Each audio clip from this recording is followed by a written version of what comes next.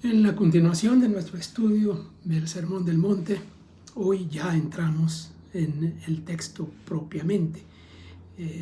Hoy ya vamos a estar estudiando el texto y vamos a estar empezando la primera sección, la más conocida como la sección de las bienaventuranzas. Pero vamos a hablar un poco de la estructura del sermón y cómo vamos a llamar a esta sección, la estructura propia del Sermón del Monte en sí. Pero antes de eso quisiera hacer una breve alusión personal, una bendición que el Señor me permitió a mí y a mi esposa hace 5 años de hacer un viaje a Jerusalén y hoy yendo como el maestro bíblico del grupo, un grupo de unas 50 personas dirigidos por la radio cultural aquí en el país de Guatemala, que organiza cada año un viaje a Israel, y el Señor nos permitió ir ahí esa vez. Y efectivamente fuimos a lo que le llaman el Monte de las Bienaventuranzas, que es el lugar donde se cree que es donde Jesús entregó este sermón. En la presentación del PowerPoint que aparece acompañando esto, hay unas fotos de mi persona ahí presente, unas pocas fotos. Estuve ahí y ahí hice una pequeña enseñanza sobre el Sermón del Monte, que fue muy especial para mí, por supuesto. Pero bueno, entramos en materia, ya dejando la parte de anécdota personal. Hablando de la estructura del sermón, sí, se ha estructurado el sermón de diferentes maneras. Y uno puede buscar en los libros el Sermón del Monte, en los libros con comentarios del Sermón del Monte y todo eso, mucha más información. Nuestra estructura va a ser sencilla, vamos a seguir una estructura sencilla, dividida en 3 secciones grandes. Claro, lo primero es el escenario, pues, que ya comentamos, que ya vimos en los primeros versículos. Pero luego las secciones, bueno, para empezar debemos decir que le damos un título al sermón. El tema es la justicia realmente, pero el sermón es la constitución del reino, la justicia del reino.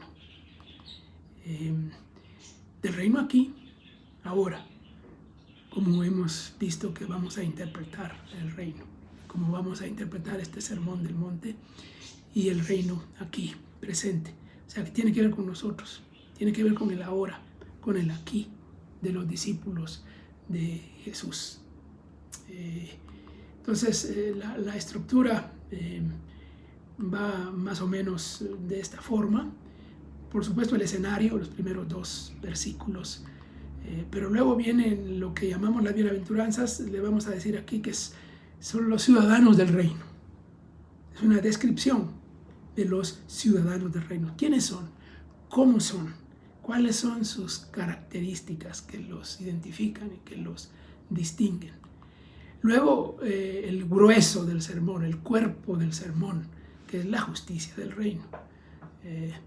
Las bienaventuranzas van del versículo 3 hasta el 16 del capítulo 5.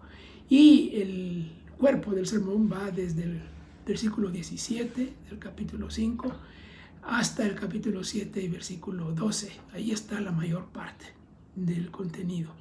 Y en la parte final es el ingreso en el reino, en los versículos 13 al 27 del capítulo 7. Y hay una conclusión que aparece en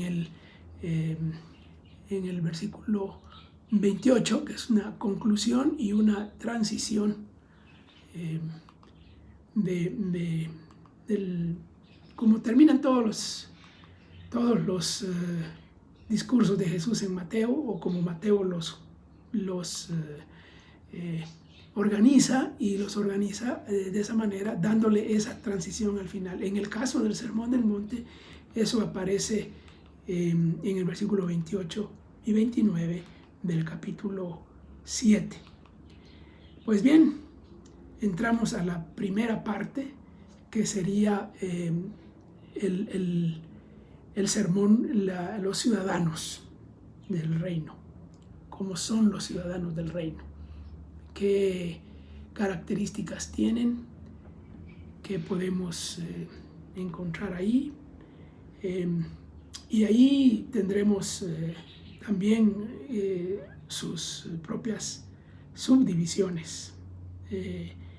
La primera parte tiene que ver con eso, las características.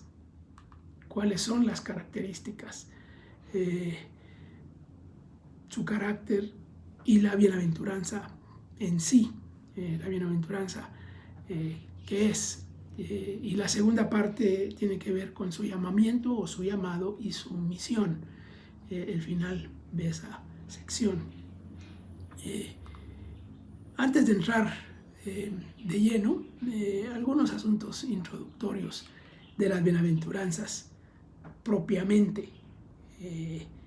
Las bienaventuranzas son probablemente la sección más popular del Sermón del Monte. Creo que dijimos que si el Sermón del Monte es el sermón más estudiado, más predicado, más leído, más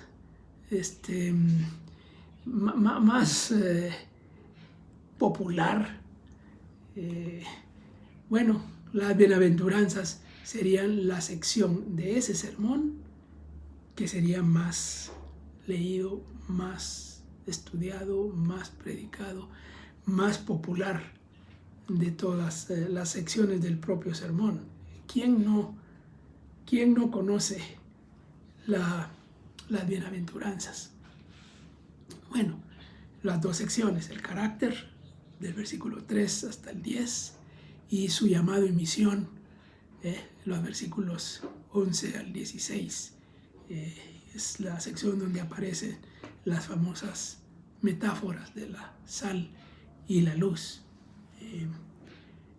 Pero bueno, entremos entonces a algunas de las cuestiones introductorias. Definición de bienaventurado. Bienaventurado. ¿Qué es bienaventurado? En griego es la palabra makarios, que se traduce bienaventurado. En la mayoría de las versiones antiguas, las versiones más modernas se traduce dichoso, feliz. Algunos prefieren bendito. Hay intérpretes que prefieren usar bendito. Bueno, entonces la palabra se refiere a una conducción de felicidad abundante.